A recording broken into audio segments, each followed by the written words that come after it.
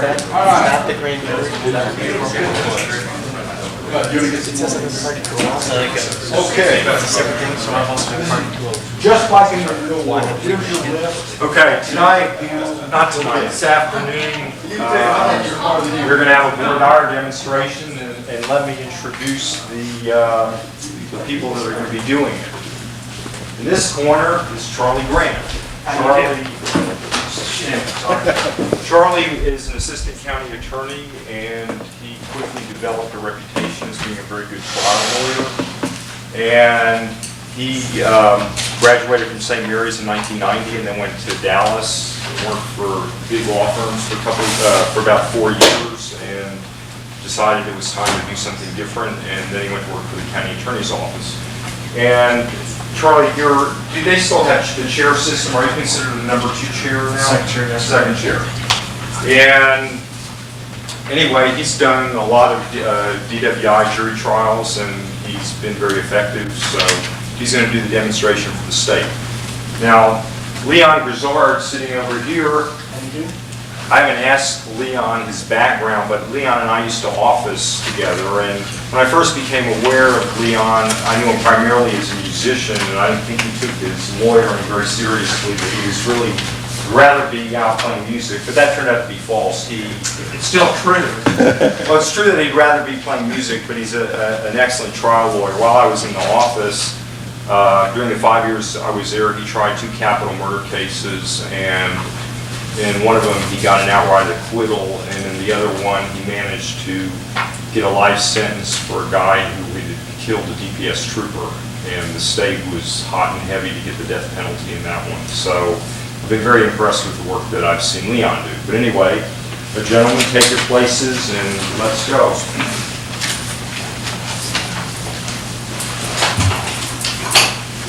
I must say, also, in one case I was in a veneer, and I actually I was part of the board. I mean, I was actually a real veneer person, and Leon was a lawyer, so I've seen him in action.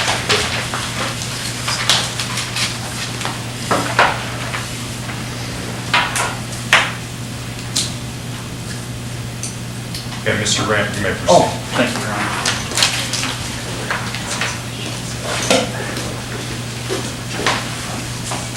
Good afternoon.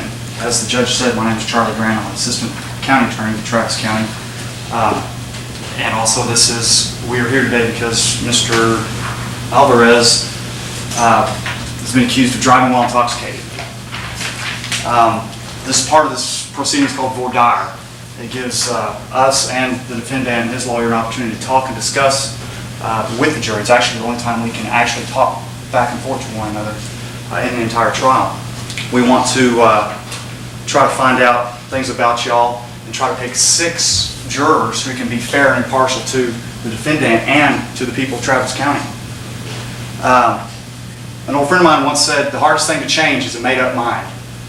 So we're going to be trying to find out something about just your experiences and your feelings on things to see if you are to find the 6 best people to sit on this jury. After we'll talk, if I don't want to get personal.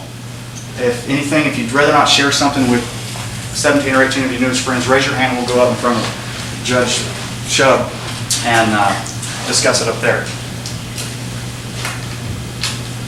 Does anybody know me? I look around, I don't see anybody that I recognize.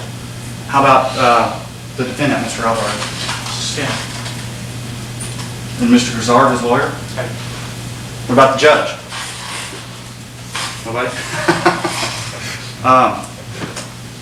This, like I said, is a DWI case.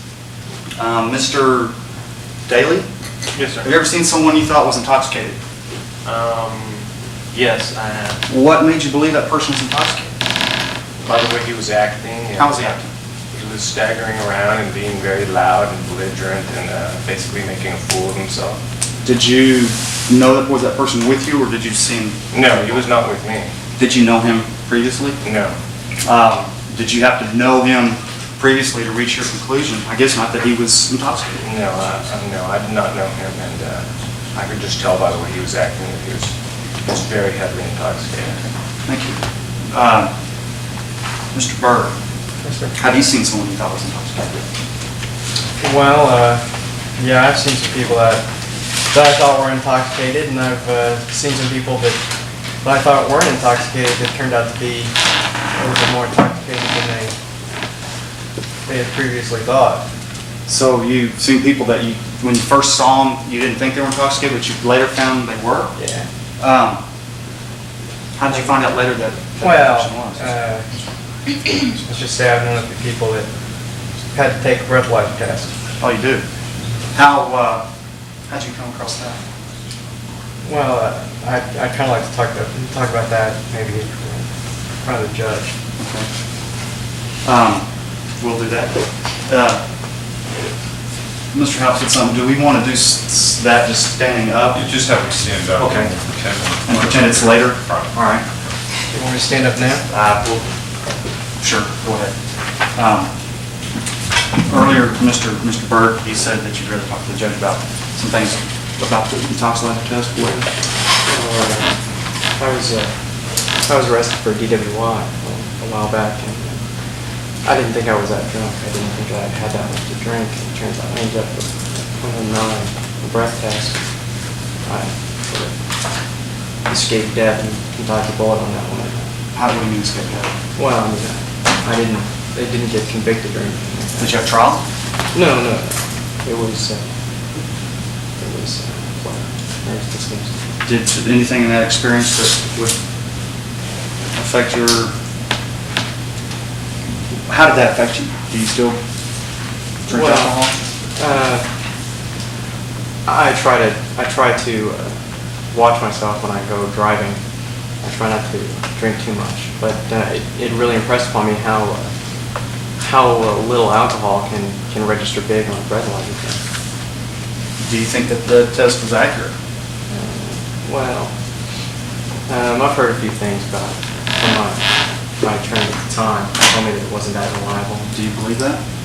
Well, it seemed to make sense. I mean, So if I presented evidence, including evidence of intoxication through intoxicalizer, would you be able to follow that? well, I'm not sure. You know, if you only presented evidence of the intoxicalizer, then I might have, you might be a little bit skeptical. But if you had more than that, then I might be able to listen to that. Fair enough. I don't have any questions, Your Honor. Thank you, Mr. Burke. Mr. Burleson, how about you? Have you seen someone you thought was intoxicated? Sure. What did that person act like or look like to you? Oh, they were staggering and bloodshot eyes and, cussing and speaking loudly. Did you know, have you known people who were intoxicated?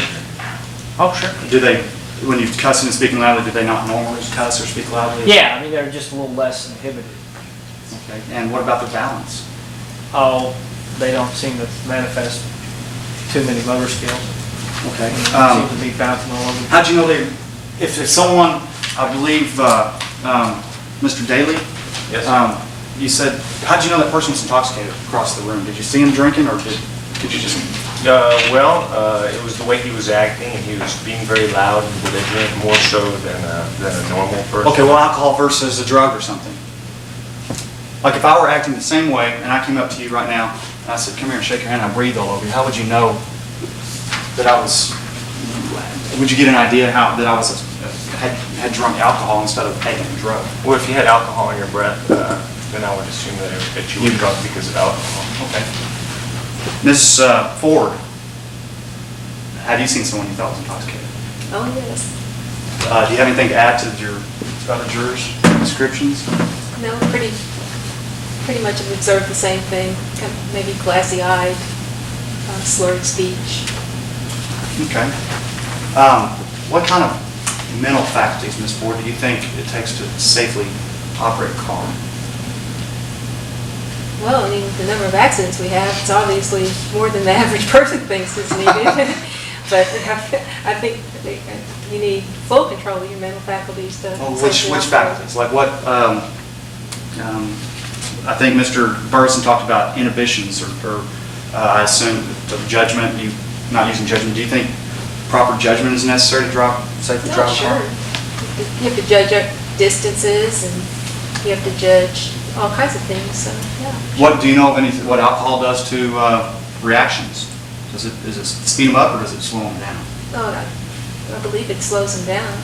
So do you think it might slow somebody's reaction time? Have you seen someone who you thought was intoxicated just act a little slower or a little less alert than someone who wasn't, or than that person was when he wasn't drinking?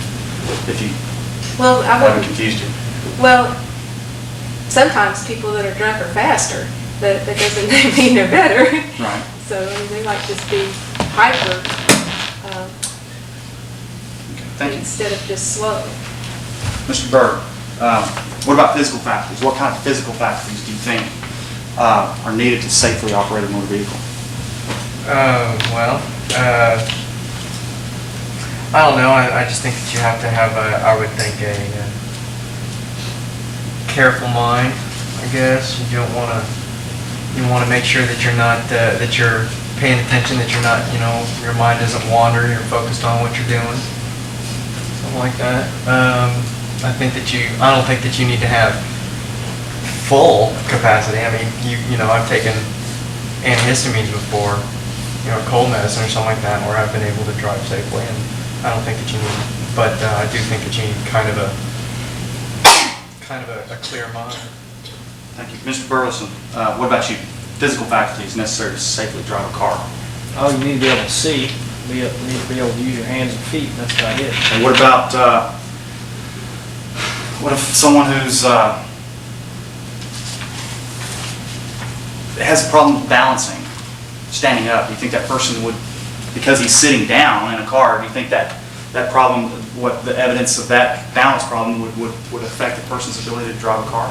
I wouldn't think it'd have too much impact, to be honest with you. So if a person's falling down drunk, you think he could drive? I don't think this balancing has anything to do with it, but I don't think I would trust that guy behind the wheel of the car. Okay.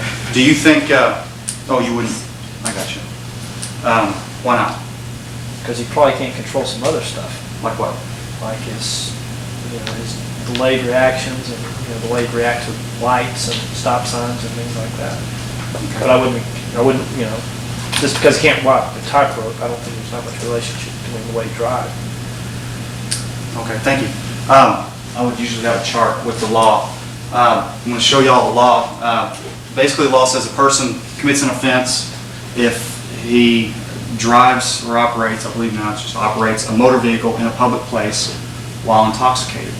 The issue on these trials is usually intoxication, which is defined as not having the normal use of mental faculties or physical faculties, or has a alcohol concentration of 0.10 or greater.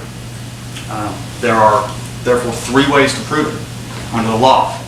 One, if a person has lost the normal use of his mental faculties, law says he's intoxicated. Or physical faculties, law says he's intoxicated. Or if he has an alcohol concentration of 0.10 or greater, the law deems that person to be intoxicated. Anybody have any questions about that?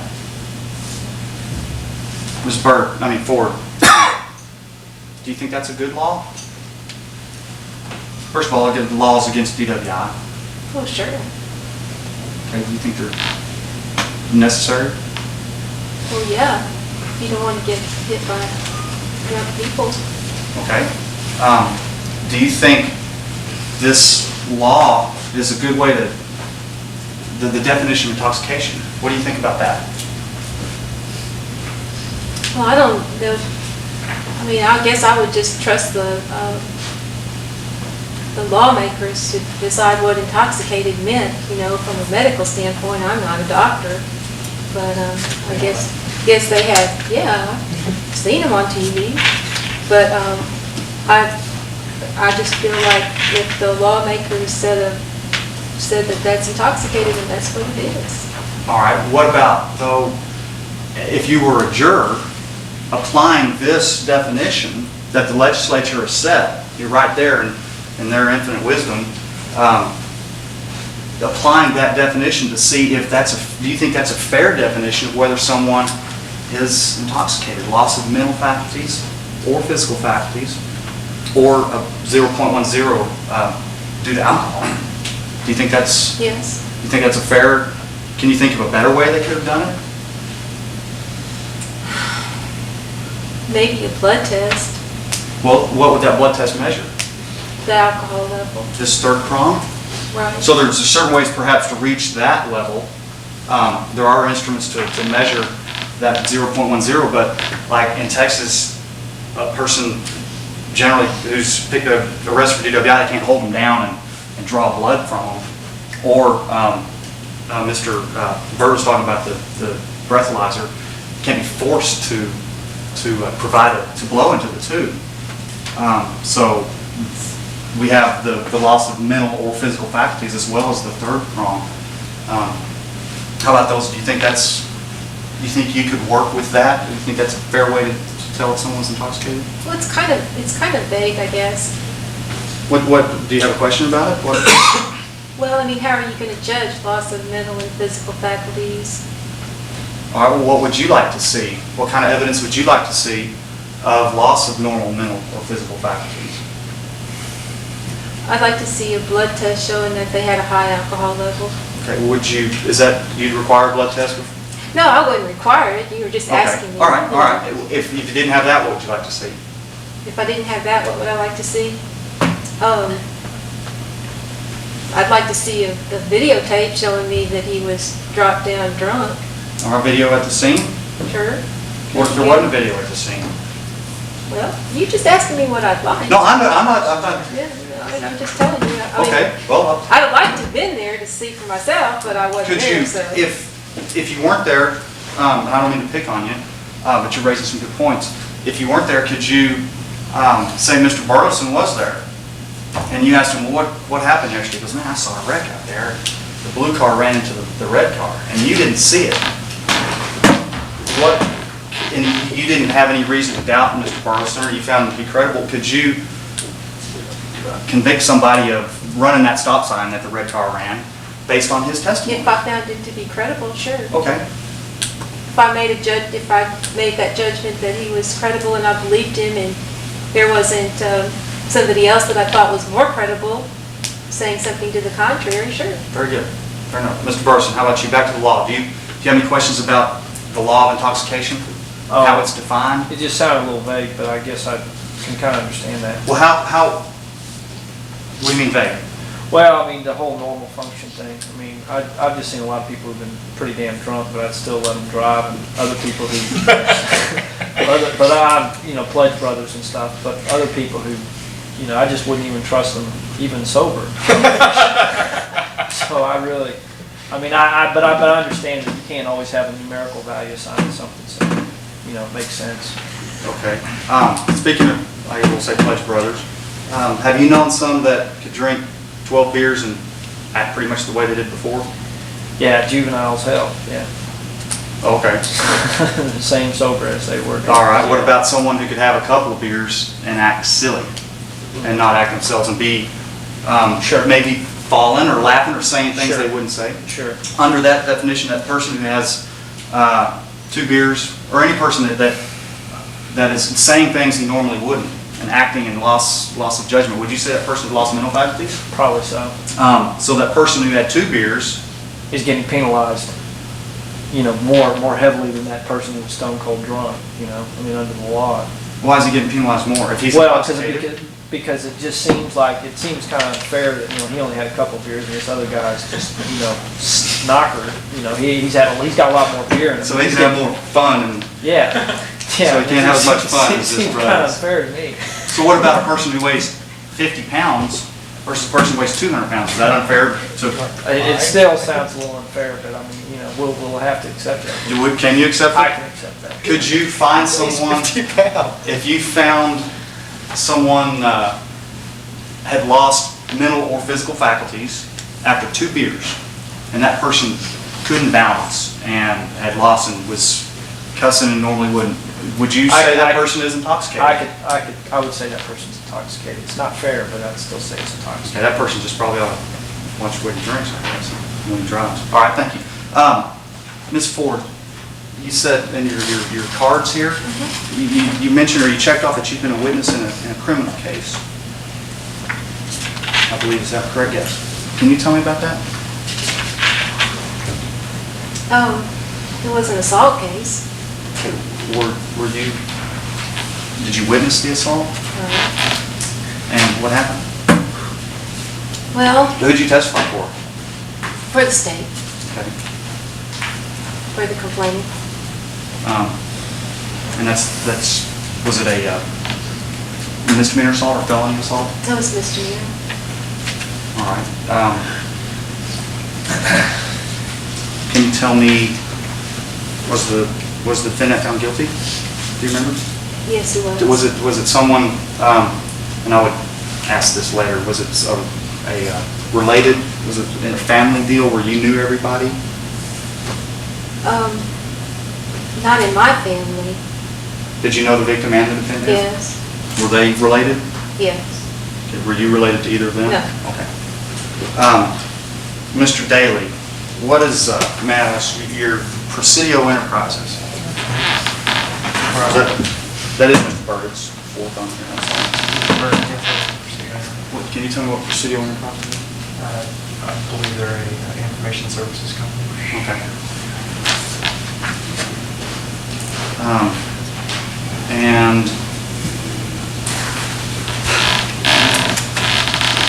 back to the definition of intoxication, we all talked about people that we've seen that were drunk. A lot of people said stumbling down.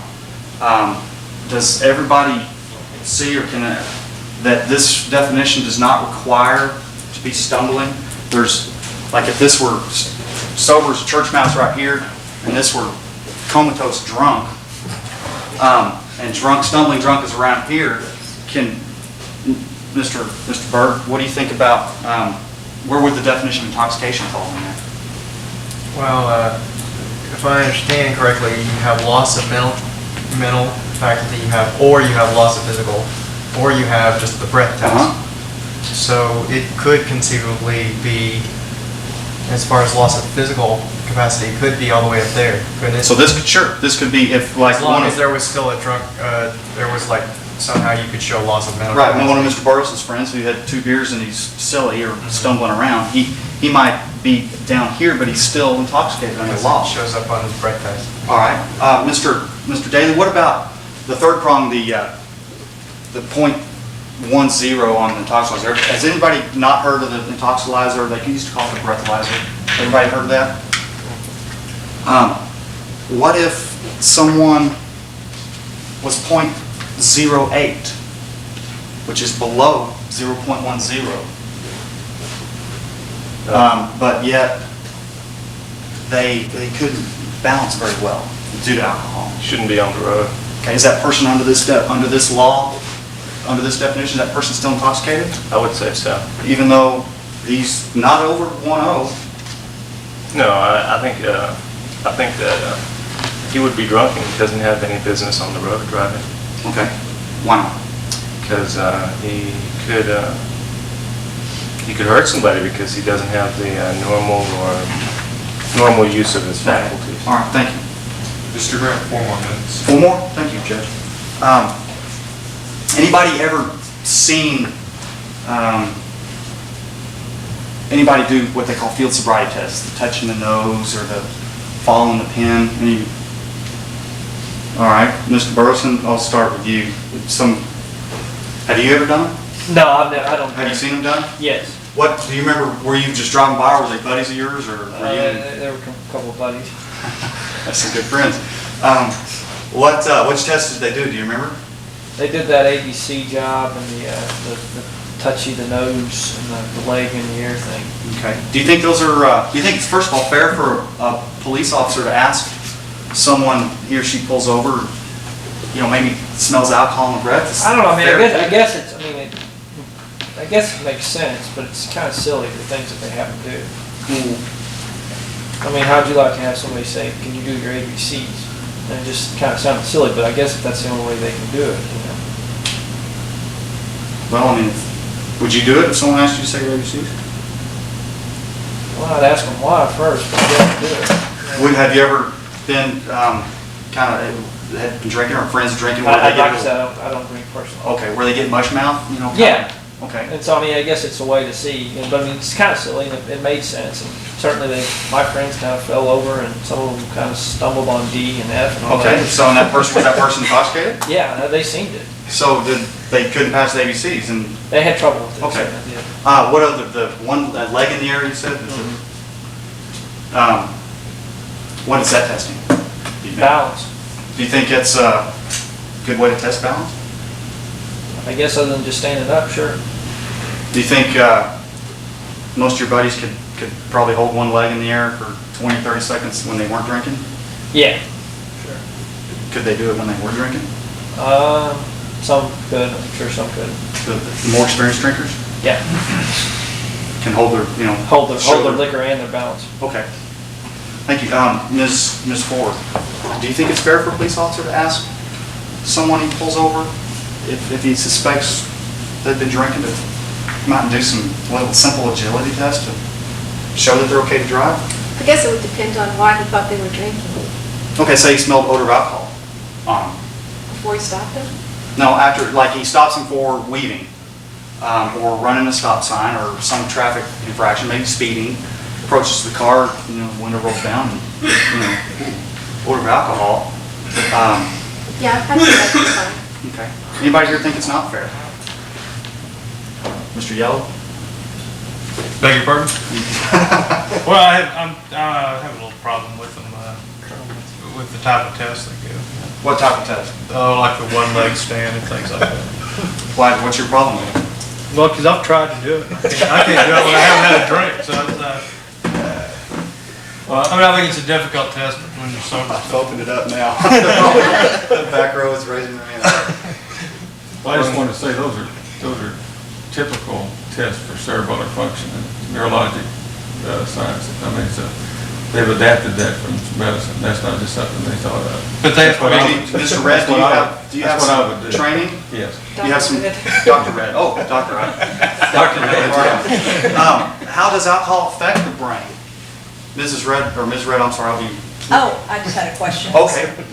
I wanted to ask Mr. Red, Dr. Red, if people that fail those for neurological reasons aren't allowed to drive. Well, I advise them not to if they have cerebellar dysfunction. Dr. Red, Most of them are not to. Can I ask Dr. Red a question? Oh, I'm sorry. well, how does alcohol affect motor function? It affects it primarily in the cerebellum, and where it coordinates all the activities. And as you've very elegantly pointed out, you can have difficulty with body or truncal coordination, difficulty with oral coordination with your tongue and your palate and your lips and your diaphragm. And then also there can be a third form of coordination difficulty, which is utilization of arms and legs. And these are three ways in which alcohol affects the motor function. Thank you, sir. My time is up. Hard character. Hey, you're really in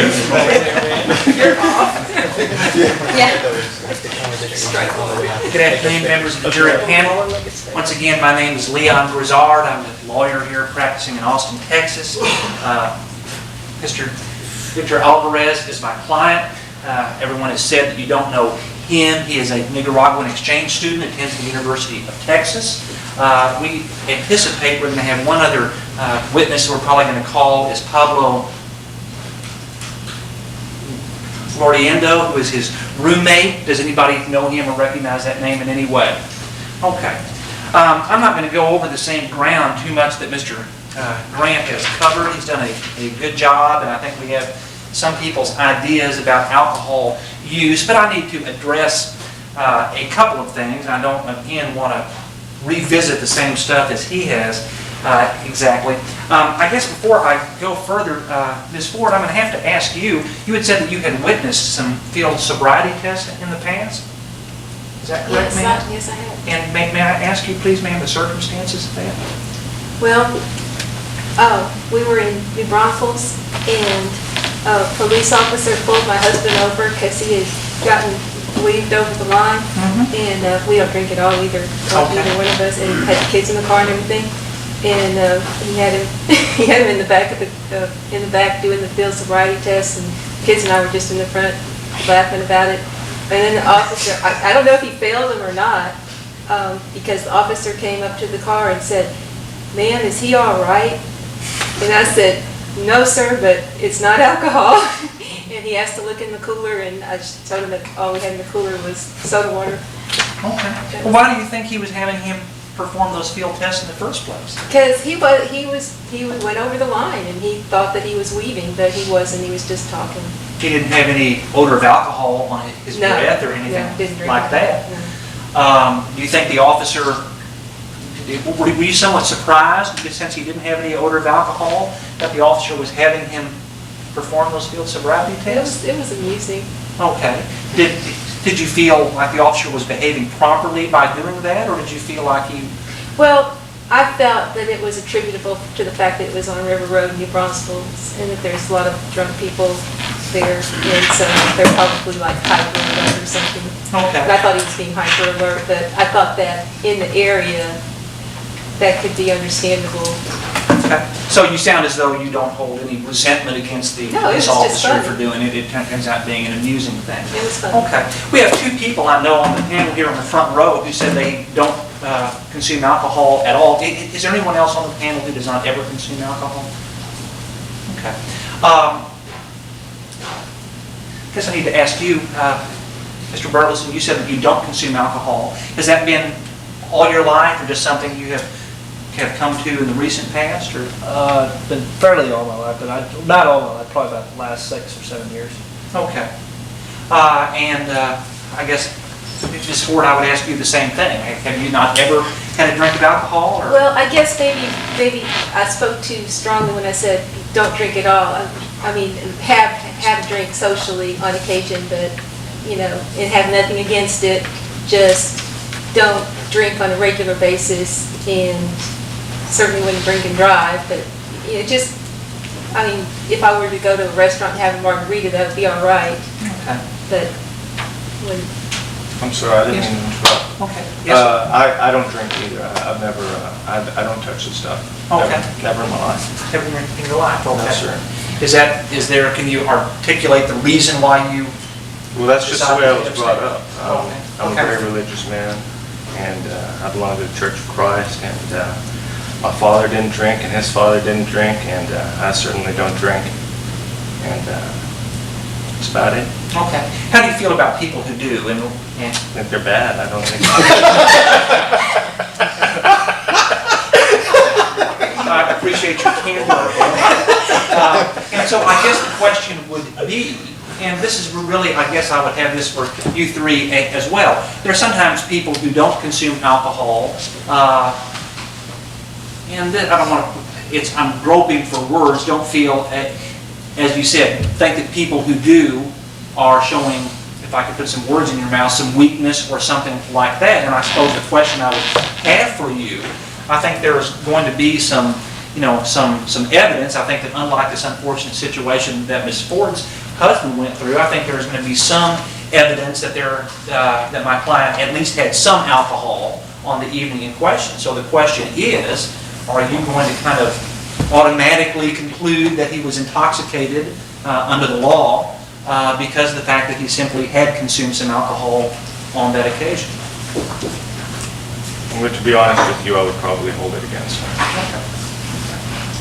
Now, the law is that a person is allowed to have consumed some alcohol and to operate a motor vehicle so long as they are not intoxicated.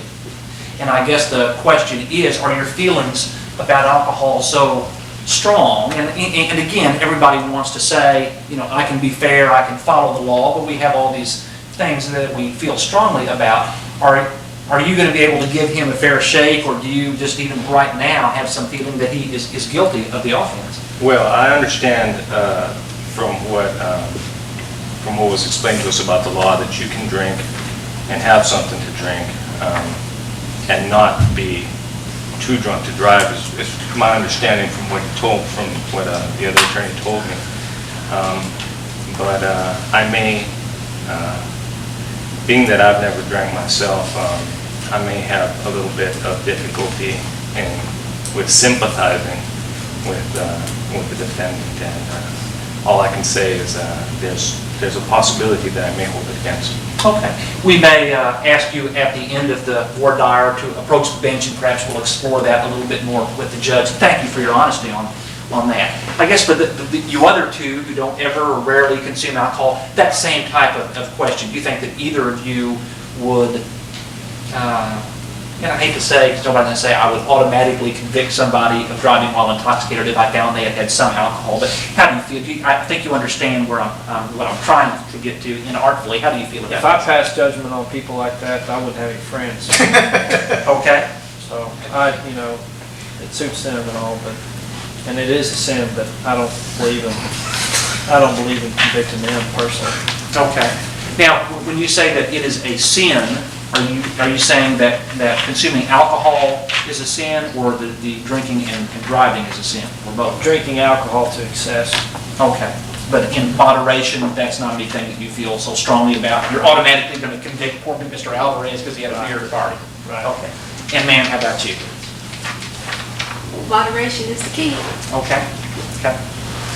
Since I guess we've asked everyone else, how do you feel about this topic in general, sir? I certainly don't think it's a sin to drink, so I would have to agree with Ms. Ford. Okay. Now, we all, and as Mr. Grant explained, the law in Texas is that you can have consumed some alcohol and operate a motor vehicle. You simply cannot operate a motor vehicle while intoxicated. And what intoxication is, as you've seen the definition up here, it includes either losing your mental faculties, or rather being impaired in your mental or physical faculties as a result of alcohol, the normal use of your mental or physical faculties, or is having an alcohol concentration above 0.10. And we're going to talk about each of those just really a little bit. I think we had somebody back there in the back who said that he can't do those field sobriety tests even when he hasn't had anything to drink at all. And I think that raises a valid point that, they're just throughout the trial, is everybody going to automatically assume that anything that an officer testifies to that may be a symptom of intoxication in some people always is a symptom of intoxication. And I don't need to show of hands on this, but I think everyone understands the point.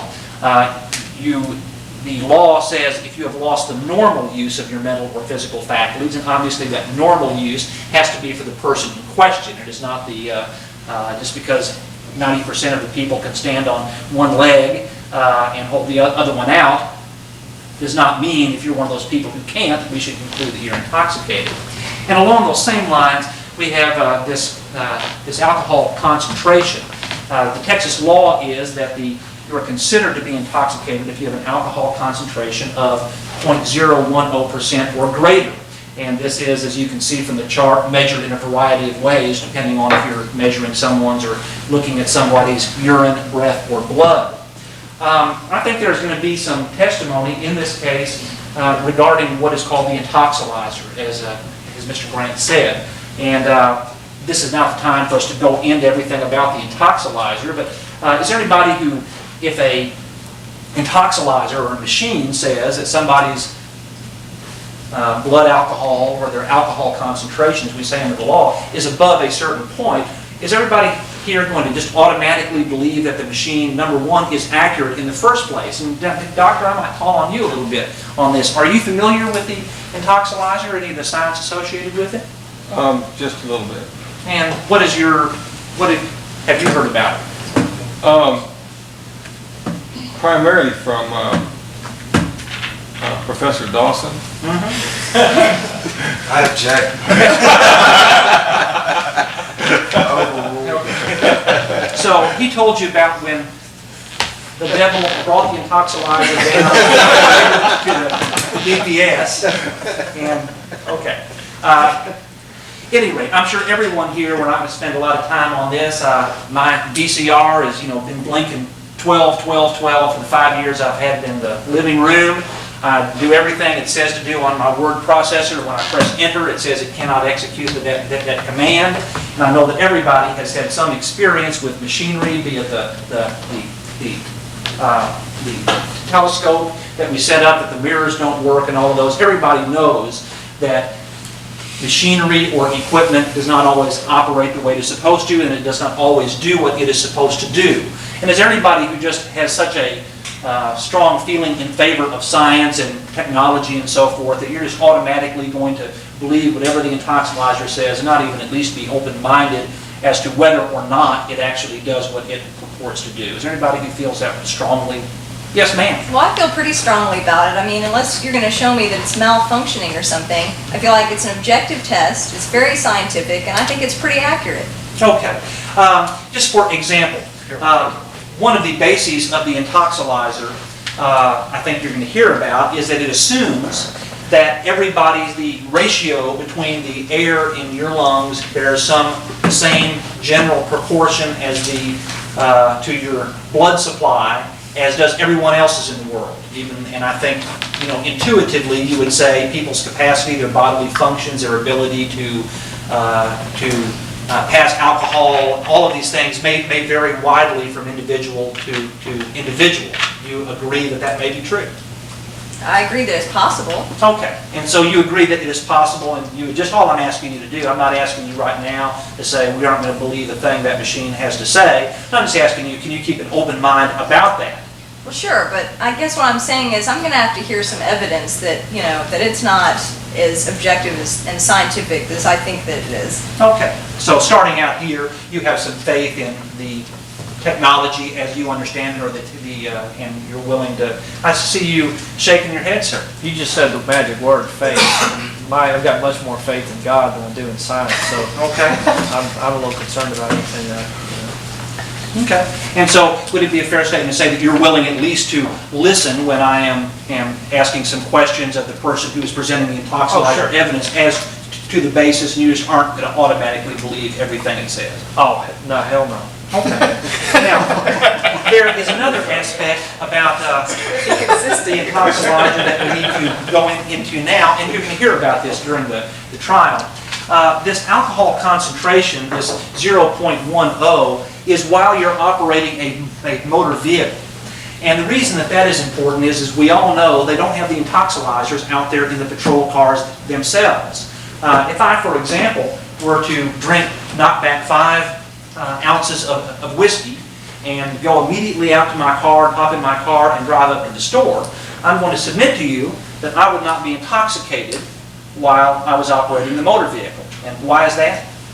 Because it wouldn't have been in your bloodstream and wouldn't have affected you by that time. Okay. That's right. It is not absorbed yet into the blood system, therefore it is not affecting my brain, and therefore I would not be intoxicated under the law.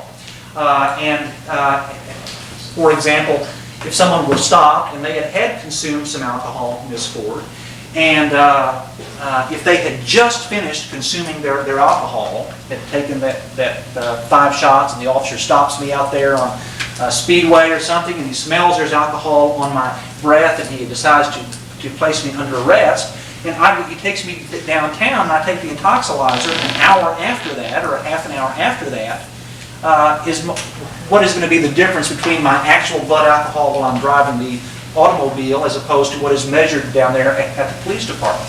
It'll be higher at the police department. And why is that? Because more will have been absorbed into the bloodstream. Okay. So my blood alcohol level would have been, or perhaps increasing at that point. And in fairness to Mr. Grant, if I had, if the officer stopped me out at the scene and I was in fact very intoxicated, but I hadn't had any alcohol for about an hour, and they take me downtown and there's a long waiting time before I go into the intoxilizer room, what would you expect the difference between my actual blood alcohol while I was driving the motor vehicle as opposed to what is measured down there at the police department? Your actual would have been higher than what was measured. Right, because it's going down. What you have to keep in mind is that the state has got to prove, if they're going to rely upon this alcohol concentration, what the alcohol concentration was out there at the scene, or they have to prove that it was above that amount at the scene while I was driving the motor vehicle. Everyone understand that? Okay. And that has got to be proved, of course, beyond a reasonable doubt.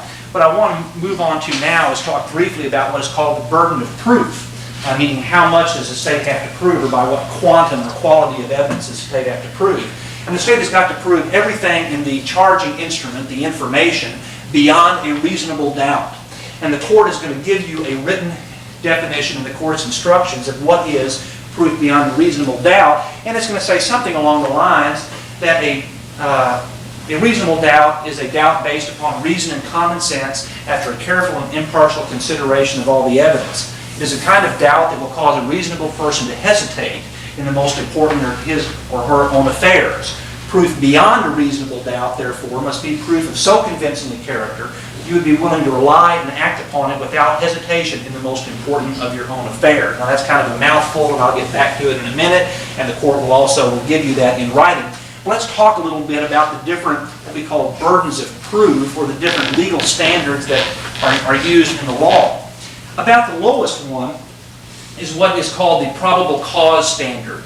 Now that's not something we give a jury an instruction on. You can't convict someone or grant a judgment on that, but that's a standard that a police officer can use to determine whether to place you under arrest for a crime out there at the scene. Probable cause, it sounds like it comes from the word from probable, meaning more likely than not, but that's not what in fact it means. What probable cause means sort of is possible cause. It means enough information that a reasonable and prudent person would believe that a crime may have occurred. If a policeman has enough evidence to think that maybe a crime has occurred, he or she can place you under arrest for that. And that is a very low standard of proof. It may be that that is what we want police officers to be able to do, to intervene if they think someone may be intoxicated out there at the scene, to go ahead and make the decision to arrest that person, to get that possibly intoxicated person off the road at the time.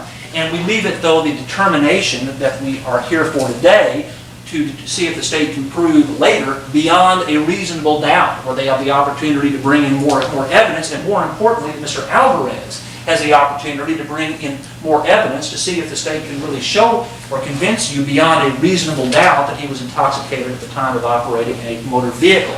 There are a couple of other standards that are used in the law, which I will just give you briefly for illustration. There is a standard of a preponderance of the evidence. If you're suing somebody for money, whichever side has just the very slightest bit more of evidence, either on a qualitative or quantitative scale, that person wins. Just more likely than not prevails if you're suing somebody for money. There's another standard which is called clear and convincing evidence, where the evidence clearly and firmly establishes what the proponent of the evidence is trying to establish, and that's the standard that they have to meet in order to terminate the parental rights of somebody, much higher than the preponderance of the evidence used to sue somebody for money. In a criminal case, though, it is proof beyond a reasonable doubt after a careful and impartial consideration of all the evidence. Again, the court's charge will tell you must be of evidence of so convincing a character that you would be willing to rely and act upon it without hesitation in the most important of your own affairs. Now, that's not, I'm going to submit to you, what we really do out there in our daily affairs. What we really do in our daily affairs is act in spite of the hesitations that we have. Everybody who has contemplated marrying someone or something like that, you may have thought, I really love this person a lot, but we have some problems here. We don't handle disputes the way I think we ought to. There's a little bit more contentiousness in the relationship that I would feel comfortable with. You may have some disagreements about religion or about any number of things that would cause you to hesitate even after a careful and impartial consideration of everything. But what we really do in our real world affairs is we go ahead and we act in spite of that hesitation. We think the core of our love is very strong and true. We have these problems. I think we can work through these and make this a viable relationship. Or I'm going to go ahead and buy that house in spite of the high payments, in spite of these hesitations and doubts that I have that I'll really be able to make that mortgage payment. I will go ahead and change jobs in spite of all the anxiety I may have about it not working out. And so what we do in our everyday affairs is actually act in spite of the hesitation. But that's not what you do in a criminal case when a citizen is on trial and his liberty can be taken away from him. The court says is, if you have a hesitation after you consider the evidence, you stop at that point and acquit the defendant. Any benefit of the doubt goes to the defendant, and you stop at that point. And if you have that doubt, the benefit of that goes to the person who is accused. Is there anybody who thinks they would have a problem with applying that burden of proof and really holding the state to its burden of proof? Okay. There are going to be some police officers who testified. Now, I noticed there was somebody on the jury panel who has a relative in law enforcement. Who was that? Yes, sir. Who was that? Who's My brother, sir? Okay. And what sort of law enforcement officer is he? He's a highway trooper with the DPS. Okay. How long has he been with the DPS? For about 7 years, I think. Okay. Do you talk to him about his work? Oh, I speak to him, I guess about 5 or 6 times a year, and it's very interesting work that he's in, so we do talk about it, actually. Okay. He's a trooper, a highway patrolman? Yes, sir. Okay. Does he tell you some stories about some of the things that happened to him and on the force and so forth? Yes. It's a lot more interesting than the work I do, so I do enjoy listening to his story. Okay. I guess the question is, now, your brother, I guess I want to remove this from your brother a little bit, and kind of the general question is, it has to do with the credibility of police officers. And talking to your brother, do you, perhaps not him, but what is your views? Does every police officer that takes the witness stand have a photographic memory and a tape recorder in his brain, and are they always able to relate with 100% accuracy everything that happens out there? Well, no, sir. I think that even police officers, even my brother tends to sometimes exaggerate at times, make the story a little bit more interesting. I think that just because somebody's a police officer doesn't necessarily mean they're telling the truth. Okay. And this is kind of a delicate thing, and first of all, I want to say very clearly, I am not expecting at all the police officers that Mr. Grant is going to call to take that witness stand and tell, a lie. I'm not expecting that to happen. It would make my job a lot easier if I could catch some officers, doing that kind of thing. And I think that as a society, we are past the point where we automatically believe everything every police officer ever says. I think the Simpson case in California this last year has shown in a shocking manner that very experienced and officers that appear to be very believable and credible can lie about things. And I want to stress again that I'm not expecting that to happen, but I think that what you have said, if I could put some words in your mouth, sir, are that police officers are in many respects like the rest of us, that we like to make our stories more interesting. We like to, if we're being called on the carpet or made to account for a job that we have done, we tend to make ourselves, look as good as we can, maybe not stepping way out there and lying about it or something, but it is human nature. Is there anybody who doesn't believe that police officers are subject to those very same things? Okay. I prefer to think that police officers generally try to tell it the way they remember it. I think that, Ms. Ford, that you made an interesting point about the officer that stopped you and your husband down there, that he seemed to be, I think you used the word hyper something or other. Sensitive. Hypersensitive. That maybe police officers, because they're in the business of ferreting out crime and arresting intoxicated drivers, sometimes may see more or read more into things because they start with that frame of mind expecting to see those things. Do you think that that's a fair statement? Yes, I do. Okay. Mr. Grizzard, one more minute. Okay. And so anyway, so what and so I don't want to dwell on that for very much longer, because again, I want to stress that I think that most police officers try to do a good job. And but keep in mind, as you're hearing the evidence, that a police officer only has to have probable cause to arrest someone for driving while intoxicated. Just some basis on which to think that a crime may have occurred. They don't have the benefits that we have here.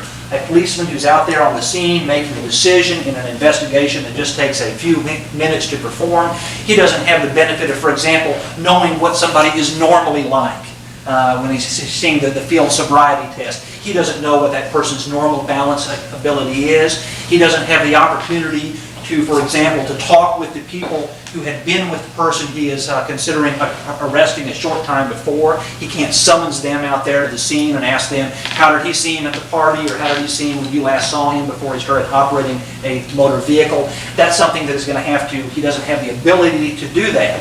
And so what the law says is that you, police officer, can make that arrest based on probable cause, can take that possibly intoxicated driver off the streets, but before we convict somebody of a crime, you've got to come in and convince 6 people of his guilt beyond a reasonable doubt, and he has the opportunity to call witnesses himself and to provide information and evidence for the benefit of the jury, things that the officer did not have the benefit of out there at the scene.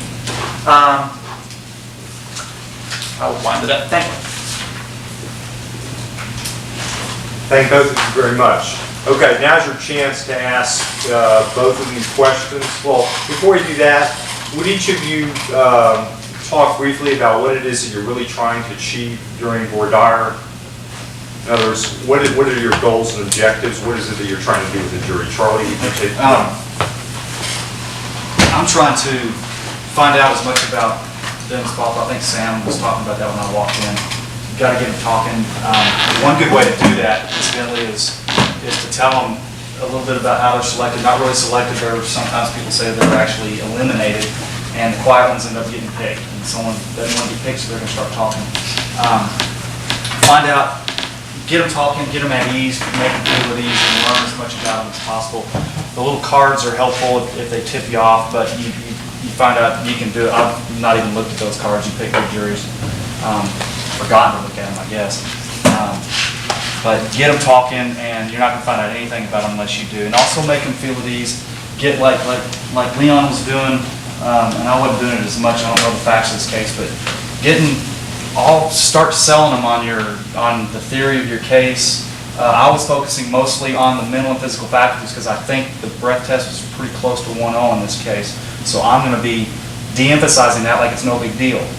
I've got it anyway. I've got him out there stumbling, which is all I need. And, here's icing on the cake. I've got this .10 or .11. Leon's going to be hammering that and de-emphasizing what he's like at the scene. That's what I guess he would do. Sell them on your idea. I've heard good trial lawyers tell me if you don't have them by opening statement, you're never going to get them. And you ought to have them at Voir dire, or at least buying into your way, or open to receptive. Like Sam said in y'all's talk, they ought to know what your case is about at Voir dire. So get them talking and educating, and get them to like you if you can. Not be fake, but just from these. I'd say from the defense perspective, it's not exactly the same. I think if you get people talking too much about themselves, I think the trick is to try to figure out which jurors are going to be good jurors for you without flagging them so the prosecutor will strike them. There are always more good state jurors out there on the panel than there are ones that will be good for the defense, and I often say I don't have enough strikes to get the jerks off the panel, much less start trying to make some sophisticated use of strikes. I think you are better off trying to figure out who the jurors are that are going to be good for you without flagging them for the state. Basically at Voir dire, you want to, if you can plant some seeds, this is a tricky area, if you can plant some seeds as to what your defense will be or get them comfortable with the concepts that you're going to be using, that is one thing. But too often, if you show your defense too much, you're just going to tell Mr. Grant what to be concerned about and where you're coming from. And so, that he shouldn't in many cases have a problem in figuring that out in advance, but the extent to which you can sort of leave the prosecutor in the dark a little bit, it's better if you can do it.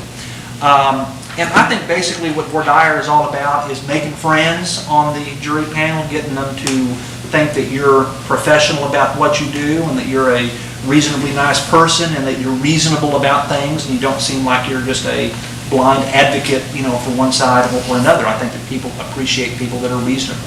So that's what I do. Charlie, which jurors would you try to strike?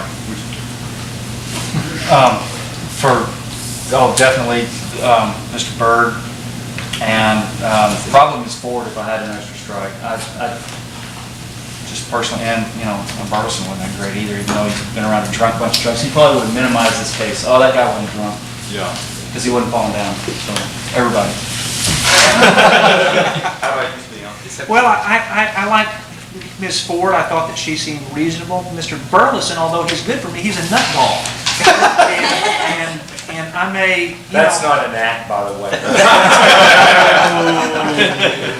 And so there are often times when people will want it, you know, from the defense side, you sort of might want some loose cannons on there, but he worries me a little bit. Certainly Mr. Daly down there on the end, he's certainly history. And I would be making a run at him for a challenge for cause up at the bench on the basis that he just could not be fair and impartial and has some bias against my client.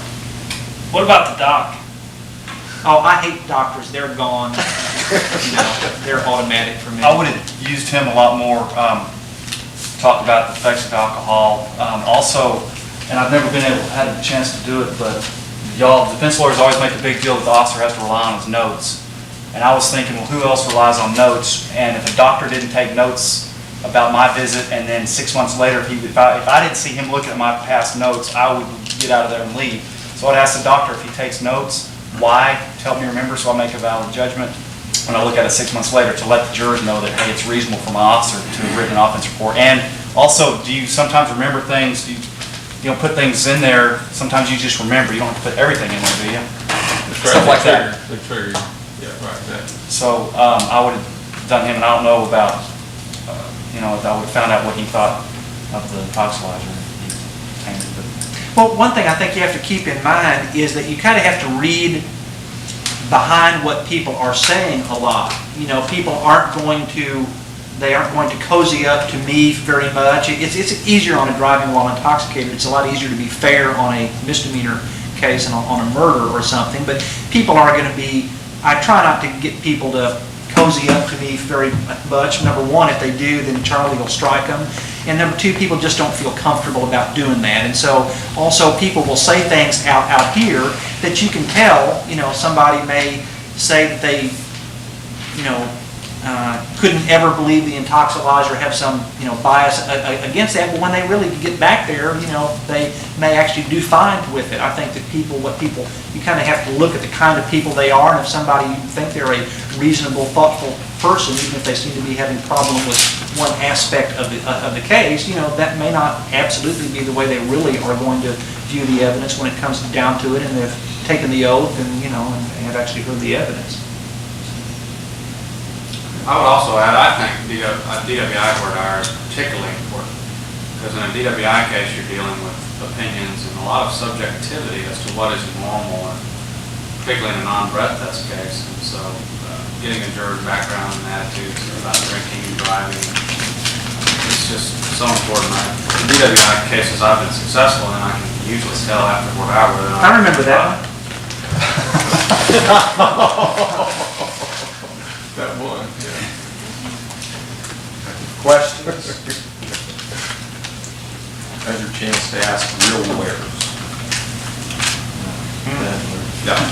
Just the mechanics of when you select out a juror that you want to dismiss for cause, how do you go about picking him out and pulling him up in front of a judge in a way that seems least hostile? The way that normally is done here, and they do it in other places as well, after both sides have finished the voir dire, there'll be 2 or 3 people, maybe someone who we did somebody who wanted to approach the bench, we had him stand up here. So we have everybody who wants to approach the bench, or that we need to have approached the bench for one reason or another. The judge, after voir dire is completed, the judge says, you know, step up, attorneys, who do you want up at the bench? Then we have them approach one at a time.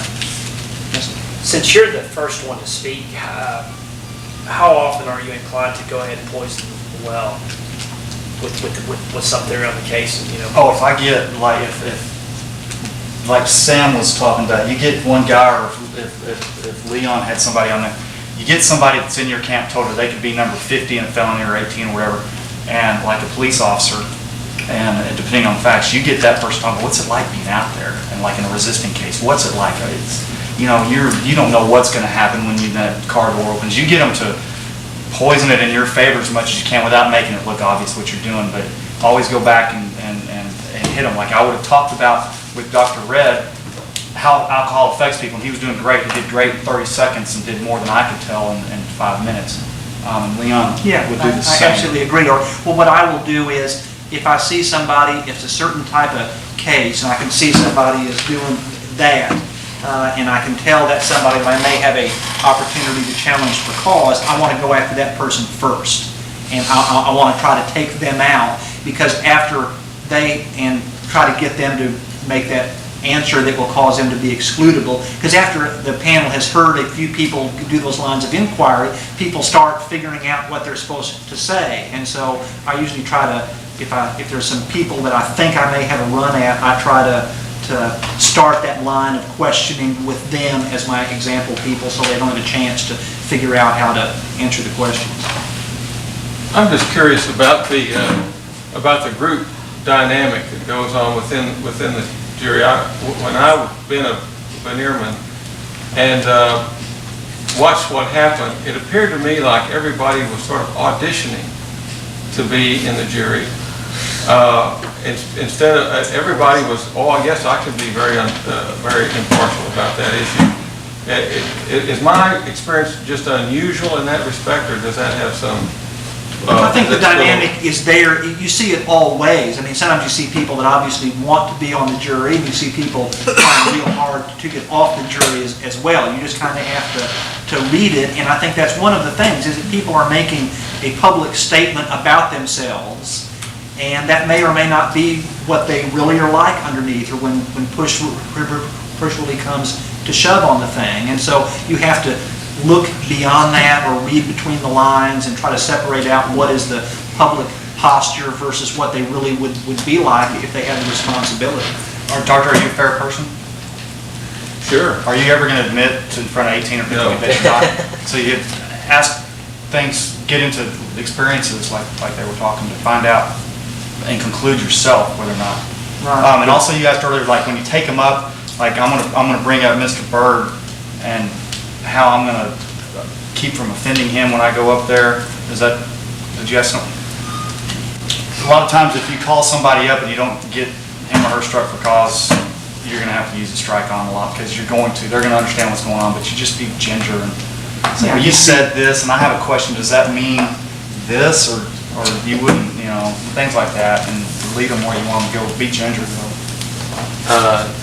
So do I understand that if you're striking somebody for cause, you wait till after both sides have gone? Around every. Right. Every place I've practiced all around here in the area, you do those, at the end. That's right. And that's when you do peremptory strikes also, right? Well, you do your challenges for cause first, and then you go and strike your list, knowing who's been struck for cause. Yes, sir. I'm assuming there's no interplay between counsel when you're addressing the jury pool. You objected at one point on a silly matter, but when he's addressing, you can't interrupt him. I certainly can. Oh, you can. I can object. Well, yeah, I mean, he certainly can. We certainly can object to misstating the law or something like that. From the defense perspective, voir dire is the only chance you ever get to close the proceeding. The state, gets to open. And gets to do their argument first and last. They put their evidence on first, and they can put on the rebuttal, at the end, and so forth. So voir dire is the only chance that the defense has the last word, and so that's a valuable thing for us. It's an opportunity to make a little speech right at the end as we're trying to, we're winding it down. Also, just in general, what experienced attorneys do, if you've got some stuff that may be objectionable, you try to mix the objectionable in with the unobjectionable. Do 3 or 4 unobjectionables and slip in a little, a marginally objectionable thing, and then back away from that, and you may get your before you start doing it, it doesn't quite, and so that's true on cross-examination as well.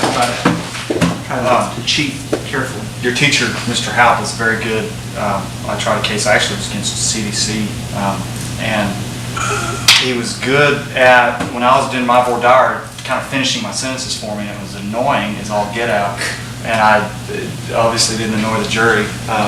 But, and he'll do that, and, you know, like I could have said something when Leon was talking about the probable cause, and I could have said, well, a judge needs to sign any affidavit to hold the person, which is what I probably would have done, you know, so it's not just a cop's word, it's the judge's signing off on that too. But yeah, you can, it's a game, that's all it is. And just be the, I don't know, be the good guy. Yeah, I think I was trying to be the sole reason, no matter which side you're on. I mean, people, there are a lot of attorneys that have been very effective here in town that are jerks, and the juries